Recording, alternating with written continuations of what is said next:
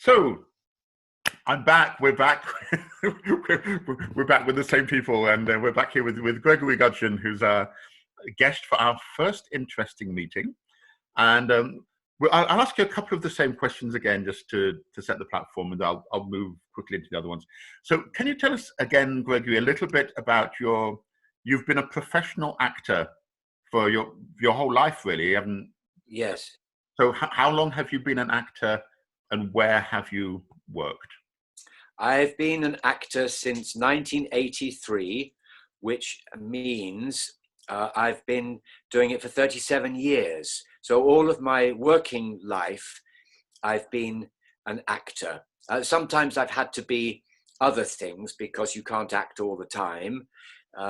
So I've been a waiter, and I've been a market researcher, and I've been all sorts of things. But that's it, yes. Long time. You always came back to acting.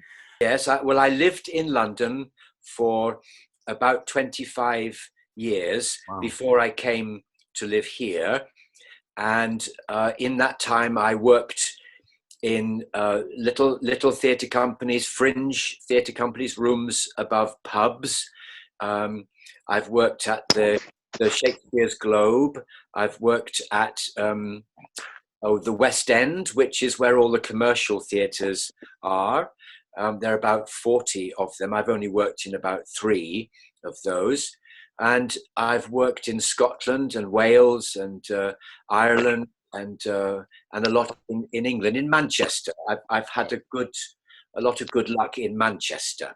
Right. Okay. Lovely. So a big career.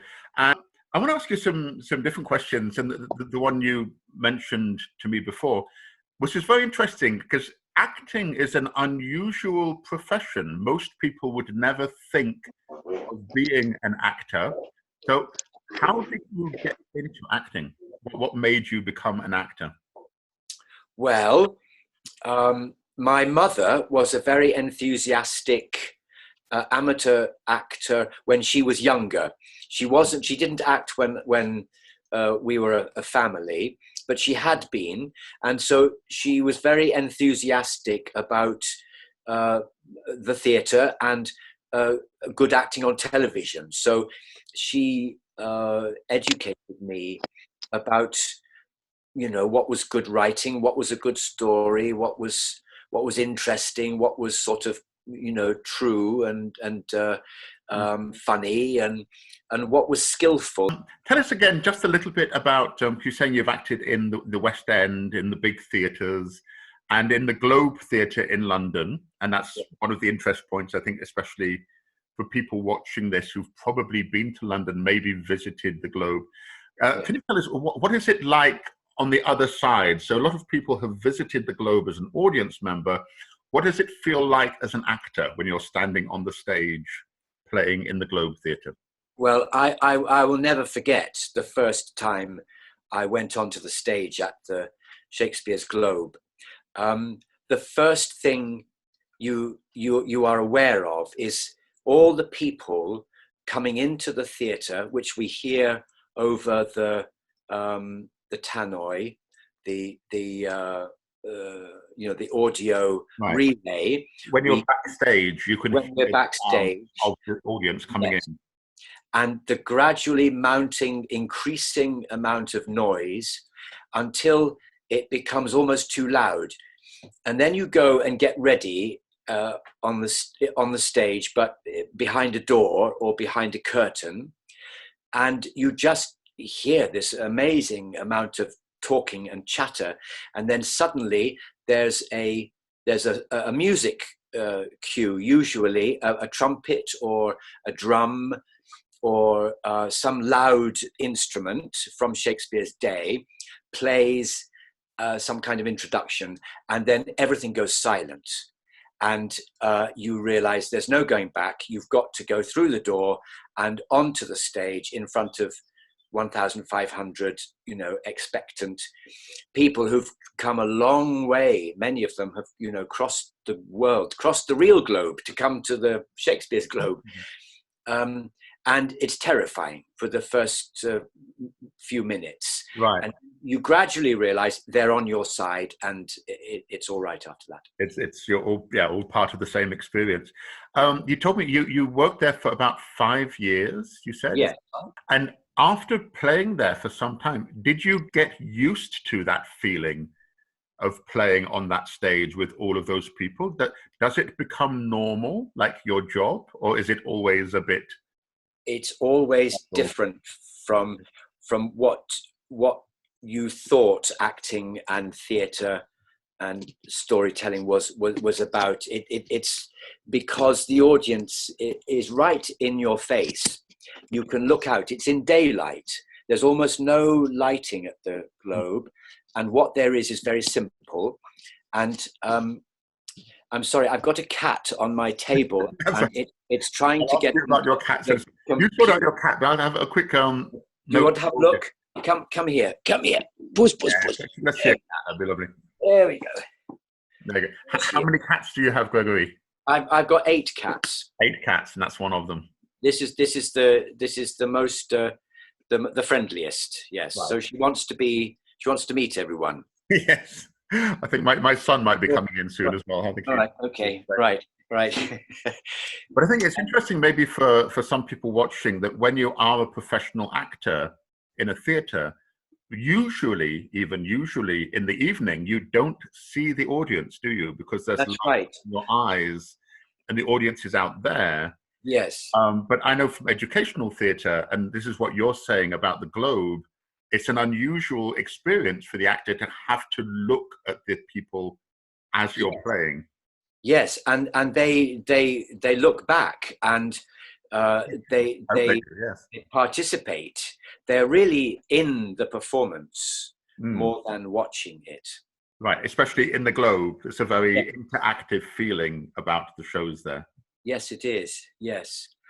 Do you have any freedom to improvise little moments during shows, or is it very strict that you really must stay to the rehearsed version and the text? It's quite strict, because if everybody, if everybody had the freedom to improvise, we could end up doing a different story, or we would go off the play and onto some other story. But there are moments when you have to improvise. For example, a helicopter might go overhead and make so much noise that nobody can hear.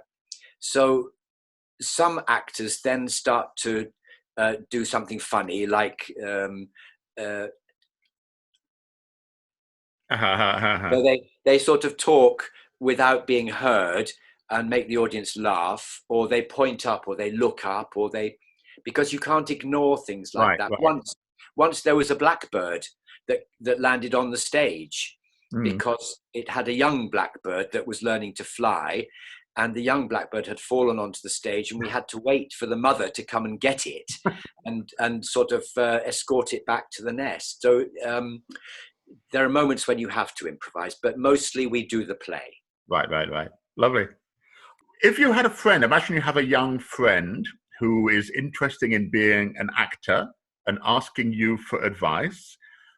First of all, what would you warn them about? What are the difficult sides of being a professional actor as a living? If a young person was going to start or thinking about becoming an actor, what are the difficult things? Would you recommend it? And then also, what tips would you give them, or what have you learned that you wish you knew 40 years ago when you were starting? I wish I'd known 40 years ago when I was starting that when you're young, people will open doors for you and give you opportunities, and you must try to take them. You must not be too choosy, and because you can learn in almost any circumstances. So I found that I was, what am I saying? I wanted to be a classical actor. So my sights were always fixed on Shakespeare companies, National Theatre, the big companies. And I did not value enough the experiences in pubs, in fringe theatres, in schools, and because actually that's where the training takes place, where you learn to be with an audience. I would also say get a very good training if you can. It's very important to have some technique, some skill, because acting is, if it looks easy, that's because the actor knows how to do that. They might be a natural, but it's more likely that they've had a very good schooling. So start when you can, get as much experience as you can, and enjoy it. If you don't enjoy it, it's not rewarding enough financially to do it as a job if you don't really enjoy it as well at the same time. This is very general, of course. So have something else to do, have a skill, but be a very good driver so you can drive a taxi, be a very good waiter so you can work in a restaurant, or be a clever person with languages so that you can translate, or there are lots of other things that you would need to do to keep. So don't be dependent on having to be an actor. Always have a second option or another skill that you can use to make money when you're not getting the acting work. That's right. Lovely. Gregory, thank you very, very much.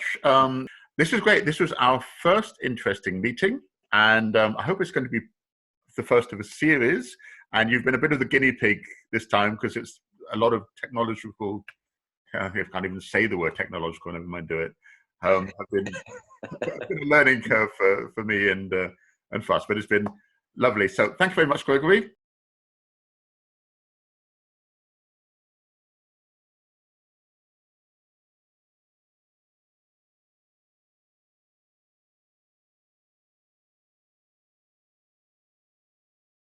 I'm going to ask you a little bit about your puppet friend who you have there, and if you could maybe introduce him and tell us what's going on with him. He's a Shakespearean character, isn't he? That's right. Yes, here he comes.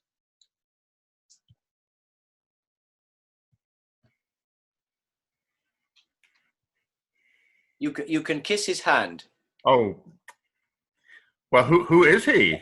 Where has he been? This is Puppet King Richard II, and he has a play named after him called The Life and Death of King Richard II by William Shakespeare. Right. And I do a version of this play with him and me and lots of other little puppets. Lovely. Could you give us, I'm sorry to ask you to improvise this off your head, you probably haven't done it for a little while. Could you give us like a few lines of one of his speeches? What does he, for God's sake, I don't know, whatever. Discomfortable cousin, knowest thou not that when the searching eye of heaven is hid behind the globe that lights the lower world, then thieves and robbers range abroad unseen. But when from under this terrestrial ball he fires the proud tops of the eastern pines and darts his lightning through every guilty hole, then when this thief, this traitor Bolingbroke, shall see us rising in our throne the east, his treasons shall sit blushing in his face, not able to endure the sight of day. It's lovely. It's lovely. So expressive, isn't it? Yes, it's a beautiful puppet made by a neighbor of mine here in a little village just up the valley. And she's a proper puppet maker, and she made this for me.